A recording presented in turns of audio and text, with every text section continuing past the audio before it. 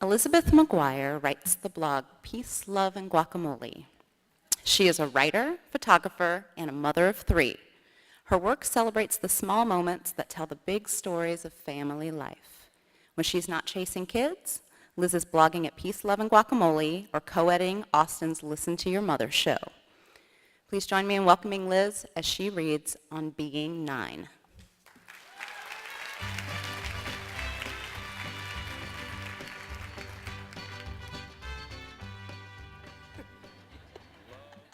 I love that.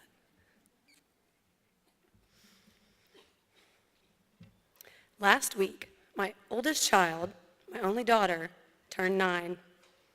The event was met by the usual sugary celebrations, giggling girls, and adorable handmade cards. We pulled out the red plate inscribed with, "You are special today," and reminisced about all 8 birthdays that came before. Then we stretched the bedtime rules so I could tell her the long version of where I was and how I felt the moment she came into the world and made me a mother. And it was almost exactly how we spend every birthday around here. It was, in the very best sense of the word, routine. Yet there are significant changes brewing. With the dawn of this last single-digit birthday, I'm seeing glimpses of a fresh, uncharted era.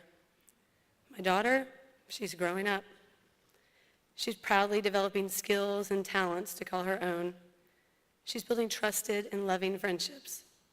She's becoming a delightful conversationalist.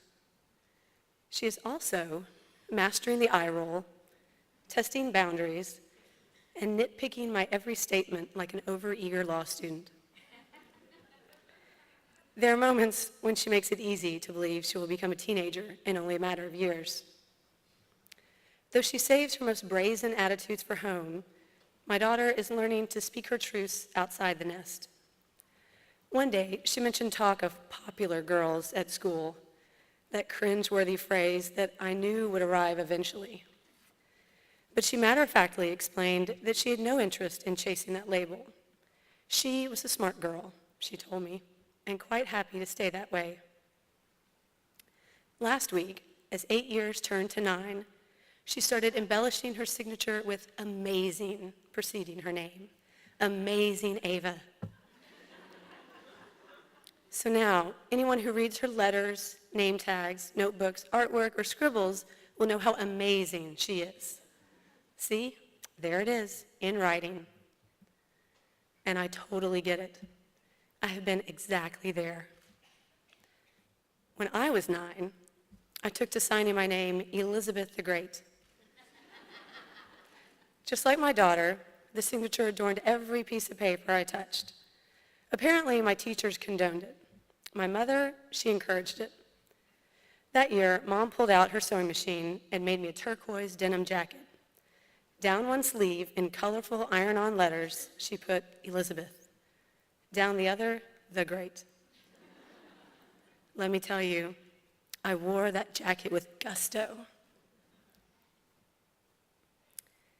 A year after the turquoise jacket was born, my mother was diagnosed with multiple sclerosis. We would soon find out that her condition fell into the worst possible category. Her disease would be steady and irreversible. There would be no remission, no turning back, no magic bullet. By the time I was 11, my mother was confined to a wheelchair and quickly losing her sight. She retired from her roles as book club leader and Girl Scout mom. My father's job moved us 300 miles across the state. Somewhere in those couple of dark and foggy years, I outgrew the jacket and dropped my great alias.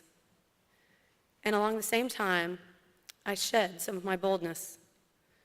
My steadiness and self-confidence wavered.